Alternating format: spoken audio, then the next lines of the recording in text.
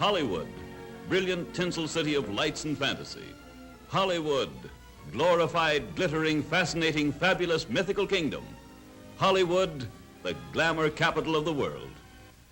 Hollywood reaches far, carrying its cargo of dreams to almost every city and village in America. To these people, to you and to me, the motion pictures bring magic. Yet the motion pictures today are learning to put more than romance upon the screen. A new era in motion pictures has been born. The movies have been given a college education. Now the camera is seeing things for science, with beauty, drama, and action played from a scenario written as only nature could write it. How do growing things grow? Perhaps this same question has bothered you when your nice, clean lawn has overnight become a playground for dandelions. A special type of motion picture called time-lapse photography shows you, perhaps a little late, what happened to your front yard. To photograph the growth of a dandelion, this time-lapse camera, unlike ordinary movie cameras, takes separate pictures at long intervals. Speeded up on the screen, the gradual changes take place in a few seconds as we watch the life of the golden but pesky dandelion. The long time lapse between pictures emphasizes the gradual changes so that we may more easily see the difference between stages in the growth. Here, in time-lapse photography, are two roses. The smaller plant is growing in normal soil. The larger has been given special nourishment.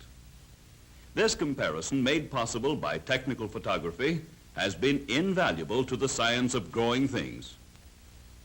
Just as it can photograph things too slow to watch, the scientific motion picture camera can also help us see things that happen too fast for our eyes to follow.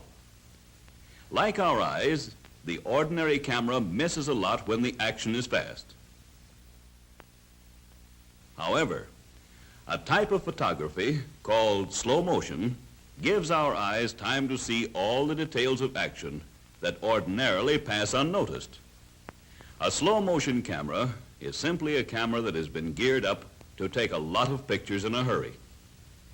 The slow down effect is produced when these pictures are projected on the screen at normal speed.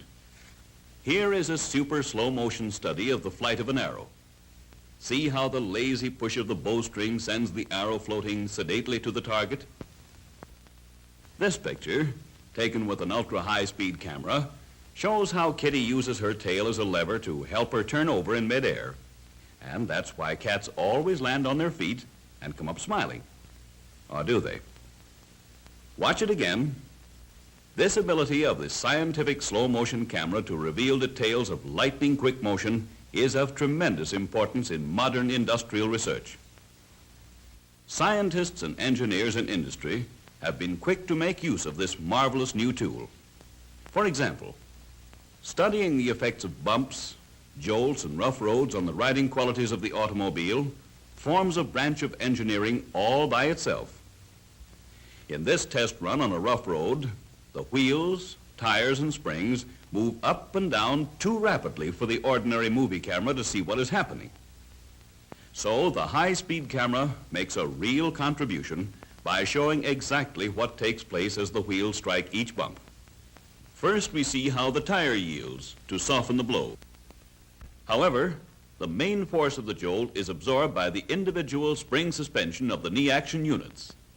The scientific camera also shows the action of the stabilizing arm in preventing side sway on curves. Now we're going to see something that doesn't happen every day on the road.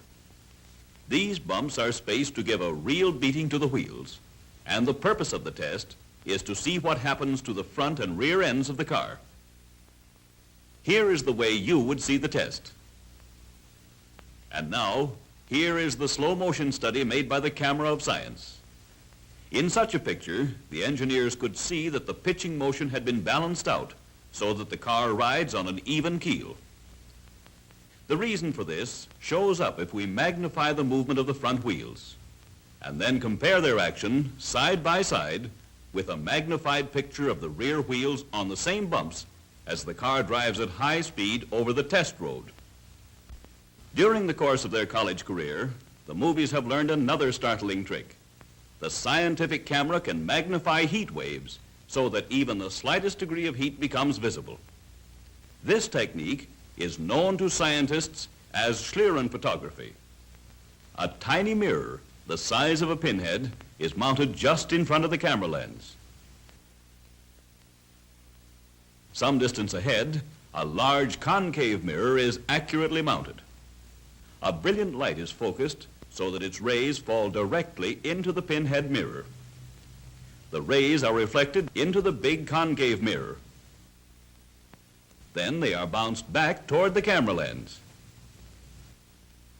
As these light rays travel back and forth, they are bent and distorted by any waves in the air.